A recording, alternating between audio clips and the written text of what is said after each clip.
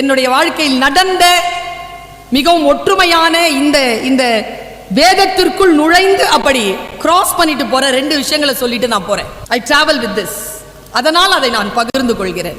வேலைக்கு போகின்ற பெண்கள் இங்கே இருக்கிறீர்களா? நம்மள மாதிரி ப்ரிப்பேர்டா இருக்கிறவங்க வீட்டில் இருக்கக்கூடிய பெண்கள் கிடையாது. நம்ம ரொம்ப எக்ஸ்ட்ரா ப்ரிப்பரேஷனோட இருப்போம்ல. சாட்டர்டே சண்டேயே முடிவு பண்ணிடுவோம் அடுத்த ஃப்ரைடே வரைக்கும் என்னன்னு பண்ணுவோமா இல்லையா? கூடுதல் ஆயத்தமாக இருப்போமா? ஆயத்தமாக இருக்கிறோம். கூடுதல் ஆயத்தமாக இருக்கிறோமா? நான் சொல்கிறேன், வெளி பணிகளை செய்து கொண்டு வீட்டு பணிகளையும் செய்து கொண்டு சமூக பணிக்காக வருகிறீர்கள் இல்லையா? நீங்கள் கூடுதல் ஆயத்தமாக இருக்க வேண்டும். வெறும் ஆயத்தம் அல்ல, கூடுதல் ஆயத்தமாக இருத்தல் என்பது என்ன? உங்களுக்கு தெரிந்த இயேசு கிறிஸ்துவே சொன்ன ஒரு நிகழ்ச்சியை நான் நினைவுபடுத்த கடமைப்பட்டிருக்கிறேன். கன்னிமார்கள் தூங்கி கொண்டிருக்கிறார்கள். 7 கன்னிகள், 10 கன்னிகள். அதுல கொஞ்சத்துக்கு புத்தி இல்ல. 5 பேருக்கு இல்லையா? 50%. அது என்ன ரொம்ப பாதிச்சுதுங்க. அது அந்த 50%ல நீங்களும் நானும் யார்? இந்த 5 இந்த 5 நம்ம யாரு? இன்னைக்கு முடிவு பண்ணிட்டு வெளில போவோம். நம்ம யாரு? அது ரொம்ப சூட்சமமான கதைங்க. அது ரொம்ப நுட்பமான கதை. நான் நினைவுபடுத்துறேன். அசிரீரி வருது, உங்கள் மணவாளன் போய் சேர்ந்து கொள்ளுங்கள். எழுந்திரிச்சிட்டாங்க. 10 பேரும் எந்திரிச்சாங்க. 5 புத்திசாலி இருக்குதுல்ல, அது என்ன பண்ணுச்சு? ஏன் டைம் சொல்லல. போய் நிற்கும் போது லேட் ஆயிடுச்சுன்னா தீப்பந்தம் எடுத்துக்கிட்டாங்க. நான் சொன்னல, நம்ம எல்லாரும் ஆயத்தமா இருக்கிறோம். நம்மலாம் அந்த 5 பேர் தான் நினைச்சுக்கிட்டு இருக்கிறோம். ஆனா இல்ல, இந்த 5 பேர் தான் நம்ம. ஏன் தெரியுமா? அந்த 5 பேரு எண்ணெய எடுத்துக்கிட்டாங்கல்ல, கூடுதலான எண்ணெயை எடுத்துக்கொண்டார்கள். அங்கதான் இருக்கு மேட்டர். வந்து நிக்கிறாங்க. மணவாளன் வருவதற்கு நேரமாகுது. இவர்கள் எல்லோரும் தீப்பந்தத்தை எரிய வைக்கிறார்கள். அங்கதான் ட்விஸ்ட். இன்னும் தாமதமாகிறது. தீப்பந்தம் அணைகிறது. அணைகின்ற தீப்பந்தத்தை கூடுதல் எண்ணெய் கொண்டவர்கள் போட்டு எரிய வைத்துக் கொண்டார்கள். இந்த 5 நம்ம கேட்போம்ல, கடைசி நிமிஷத்துல கொஸ்டின் பேப்பர் புரியலன்னா அது சொல்லிச்சு, இந்த ஆயில் கொஞ்சம் எங்களுக்கும் கொடுங்களேன், தீப்பந்தம் அடையுது. அவங்க புத்திசாலி இல்ல, நாங்கள் கொண்டு வந்த எண்ணெய் எங்களுக்கு போதுமானதாக இருக்கிறது, உங்களுக்கு வேண்டுமென்றால் நீங்கள் வெளியில் விற்பனர்களிடம் போய் வாங்கிக் கொள்ளுங்கள். இவங்க வாங்குறதுக்கு போகிற நேரத்திலேயே அவர் வருவாரு. வந்துட்டாருங்க. அப்படிதாங்க சோதனை வரும். காலையிலேருந்து நின்னதெல்லாம் பெரிய மேட்டர் இல்லை. 8 மணிக்கு மேலே நிற்க முடியல. அவங்க ஃபர்ஸ்ட் மார்க் வாங்கிக்கிட்டாங்கல்ல, நம்ம ஃபெயில் ஆயிட்டோம்ல. அவர் வந்துவிட்டு போயிருக்கிறார்கள். இவர்கள் கூடுதலான எண்ணெய் எடுத்துக்கொண்டு தீப்பந்தத்தை எடுத்துக்கொண்டு வந்து பதவி பதறி பதறி பதறி போய் பார்க்கிறார்கள். கதை இப்படி முடிகிறது. தான் அறிந்த தனக்காக காத்திருந்த கன்னிமார்களோடு சென்று மணவாளன் கோவில் கதவை அடைத்து கொண்டார். இவர்கள் கதவை தட்டுகிறார்கள். ஆண்டவரே, கதவை திறவுங்கள், உங்களுக்காக காத்திருந்த கன்னிமார்கள் நாங்கள். உள்ளிருந்த ஆண்டவர் பதில் சூப்பர், எனக்காக காத்திருந்தவர்களோடு வந்து நான் கதவடைத்து கொண்டேன். அடுத்தது தாங்க ரொம்ப பதற, ஈரல் கோலம் நடுங்கிருச்சுங்க எனக்கு. நீங்கள் யார் என்று எனக்கு தெரியாதுன்ட்டாருங்க. 8 மணி வரைக்கும் நின்னவல்ல, நீ யாருன்னு எனக்கு தெரியாதுன்னு சொல்லலாமா? அப்படி சொல்லப்படுகிறது என்றால் நமக்கு கடவுள் தெரியப்படுத்த விரும்புகின்ற விஷயம் மிக மிக நுட்பமானது. கூடுதல் ஆயத்தமாக இருங்கள். இதுவரைக்கும் நாம் செய்த விஷயம் பெரியது அல்ல, நீங்கள் திரும்பி போகலாம் தரங்க.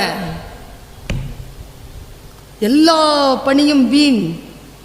கூடுதல் ஆயத்தமாக இல்லை என்றால் நாம் செய்யக்கூடிய அத்தனை பணிகளும் இறைவனால் மறுக்கப்படும் என்று இயேசு கிறிஸ்து அறிவிக்கிறார் என்றால் பதறி போனேன் நான்.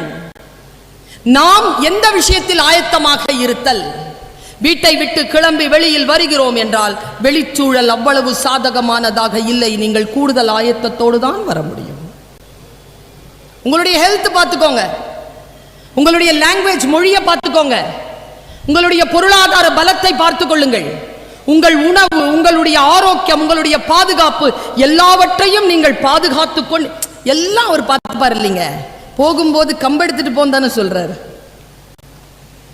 எல்லாம் அவர் அல்ல. நாம் செய்வதற்கும் சில கடமைகள் உண்டு. அந்த கடமைகளோடு சேர்ந்து நாம் ஆயத்தமாக வெளிப்படுவது. பல நேரங்களில் நான் யோசித்து பார்க்கிறேன், நாம் ஏதோ ஒரு சின்ன விஷயத்துல தாங்க வழுக்கிறோம்.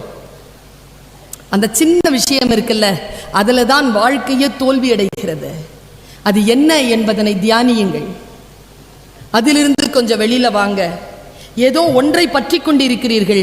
அந்த பற்றிலிருந்து விடுபட்டு இறைவனை முழுமையாக அடையக்கூடிய அந்த வெளியை கொஞ்சம் உணர்ந்து கொண்டால் இந்த பிரபஞ்சம் உங்களுக்கு முன்னால் தலை சாய்க்கும்.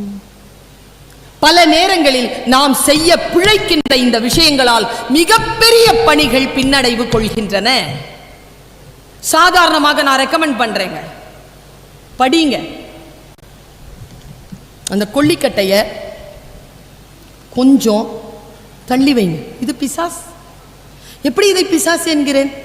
இது பல விஷயங்களில் நன்மையை பயந்தாலும் பல நேரங்களில் நமக்கு எதிரானதாகத்தான் இருக்கிறது. It is for communication, not for conversation. பெண்கள் முக்கியமாக தேவையில்லாத வெளியிலே இருக்கக்கூடிய விஷயங்களை உள்ளே இழுப்பதற்கான ஒரு வாசலாக இதை நீங்கள் உருவாக்கி கொள்ளாமல் இருங்கள். இதில் நல்ல விஷயங்களை பயன்படுத்துங்கள். கெட்ட விஷயங்களுக்கு, பெண்களுக்கு எதிராக ஏதேனும் வந்தால் delete பண்ணுங்க, ஃபார்வர்ட் பண்ணாதீங்க. அப்படியா?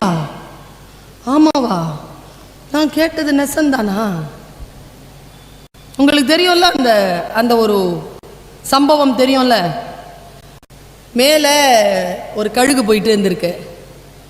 கழுகு காலில் பாம்பு செத்து இருக்குது. அந்த பாம்பு வாயிலேருந்து விஷம். அது நேராக ஒரு சாப்பாட்டு கூடையில் விழுந்துருச்சு. சாப்பாடு அந்த பெரிய அந்த அண்டாவில் விழுந்துருச்சு. அந்த அண்டா யாருக்கான சாப்பாடுனா 100 கல்விமான்களுக்கான சாப்பாடு. அதை வச்சவன் ஒரு அரசன் 100 பேரை கூப்பிட்டு சாப்பாடு போட்டிருக்கான்.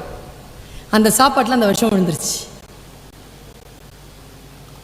சாப்பாடு எல்லாரும் சாப்பிட்டாங்க. எல்லாரும் இறந்து போனாங்க. எப்படி இறந்தாங்கன்னே தெரியல. அந்த ராஜாங்கமே அழிஞ்சிருச்சு. ஊருக்கே கெட்ட பேர். 20 வருஷம் கழிச்சு ஒரு சின்ன பையன் வரான், ஒரு இளைஞன் வரான். அவங்க அப்பாவை தேடிக்கிட்டு வரான். செத்த 100 பேர்ல அவன் ஒருத்தன். நேரா வரான். 20 வருஷம் ஆயிடுச்சு.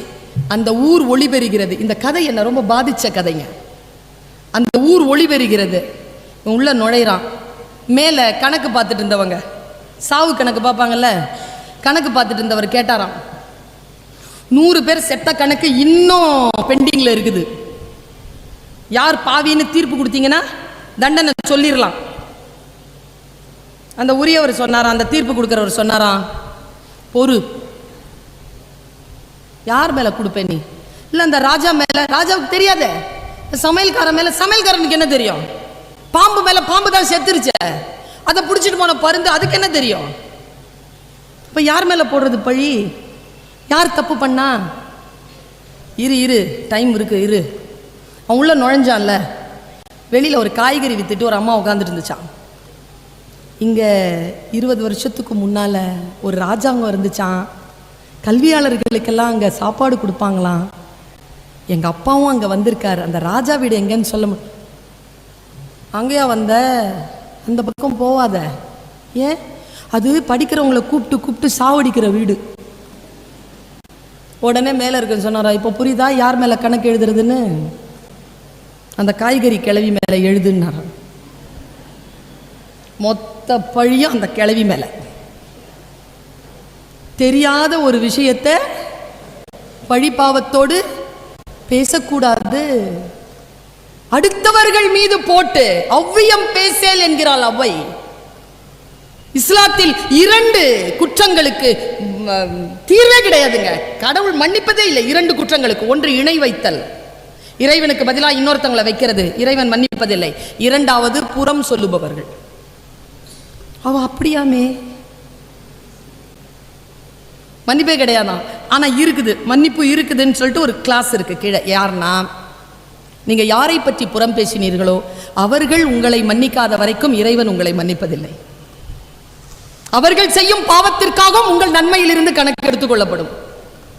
புறம் பேசாதிருத்தல், மனதை செழுமைப்படுத்திக் கொள்ளுதல், வார்த்தைகளை புரிந்து கொள்ளுதல், ஆரோக்கியம்தான் அழகு என்பதனை புரிந்து கொள்ளுதல், ஒற்றுமைதான் அழகு, ஒற்றுமைதான் பலம் என்பதனை நினைத்து கொள்ளுதல், ஆரோக்கியத்தை முன்னெடுத்த வாழ்வு அற்புதங்களை நிகழ்த்தக்கூடியது என்பதனை நாம் நம்ப வேண்டும்.